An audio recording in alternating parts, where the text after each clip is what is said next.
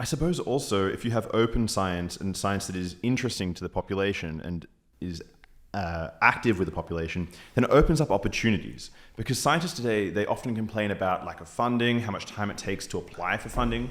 Well, if you are making your science interesting and accessible to the public, then perhaps you will gain new avenues for research funding. So let me give you two examples that illustrate your point. So I've lived in the UK from 89 to 2012 and still sort of have a lot of contacts and roots there. So most of my adult life I spent as a scientist or as a scientific leader I spent in the UK.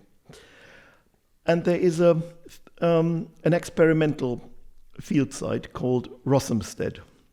They do long-term ecological experiments for over 100 years. They are looking at the change in soils and vegetation and fauna in particular types of managed habitats. And as you know, in the UK, since Thatcher, a lot of science has been restructured. And Rothamsted,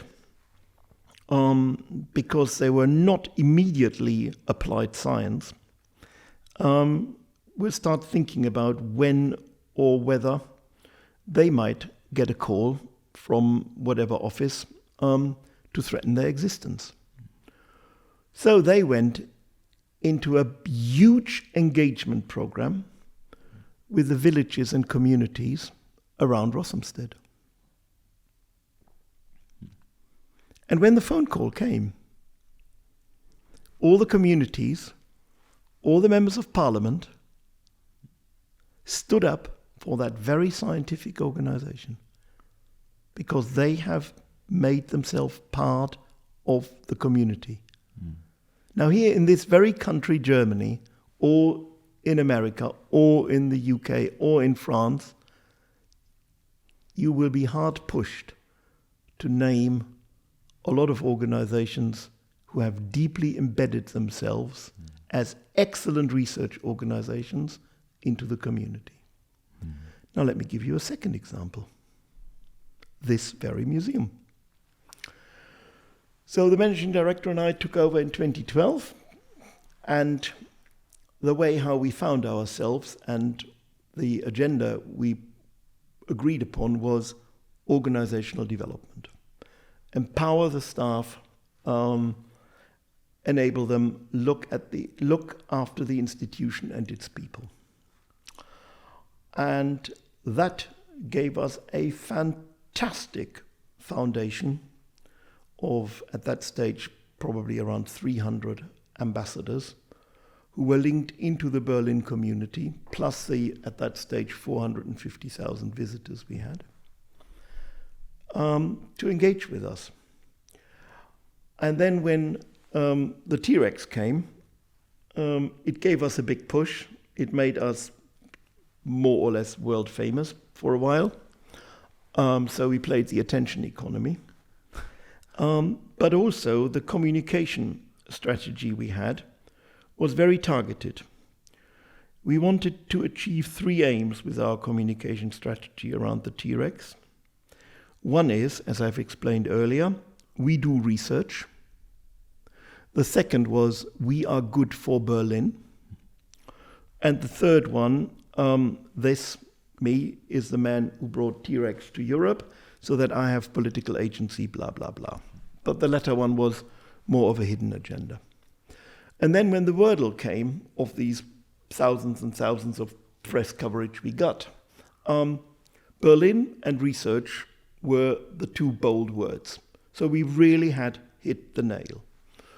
And that was an entry to policy. But the entry card to policy was A, going to them, B, inviting them to come to us. And when you invite them to us, I've asked them not to come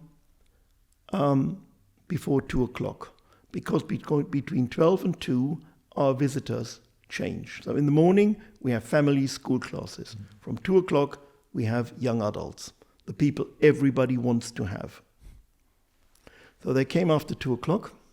I met them at the front door, talked to them for 10, 15 minutes, and then said, have you noticed anything? And immediately they said, you have a very interesting public coming in here. Because young people just streamed through the door. Anyway, so then, of course, I could immediately explain that we feel that our job is not necessarily to display Natural History Museum objects, but to develop and sustain the democratic knowledge society. Because that's what I ultimately really care about. Yes, I care about my ferns and their sex life, but democratic knowledge society, I think, is a bit more valuable than that. And so I started to hone the message, and they could see with their own eyes that these young, politically engaged and active, economically active young adults were coming to us was basically the evidence for what I was spurting out here. So I was not talking just, you hear a lot of museum directors talking about what their museums do, but, go and look at the evidence. And we did it the other way around. We let them discover the evidence and then put the message behind it. And so, but these young people, they do not come to us because, how do you become sexy for that type of group? You become sexy for that type of group of people because you do stuff that they care about. It also means you don't need an advertising budget. We don't have an advertising budget. Why? If you get 500,000 young adults, each of them connected via social media to hundreds of other people, who needs an advertising budget? Yeah, if they have a good time here. So then, putting forward this argument that nature is political and that we have access to people to talk about science as a process and thereby helping to develop and stabilize a democratic knowledge society. So all issues about relevance, yes, that we had to be excellent, that's just is part of the job. But I spoke to them about the relevance, and they could see what relevance we have to their electorate. So bang, I got the biggest pot of money Germany ever awarded to a single institution, directly from the federal parliament.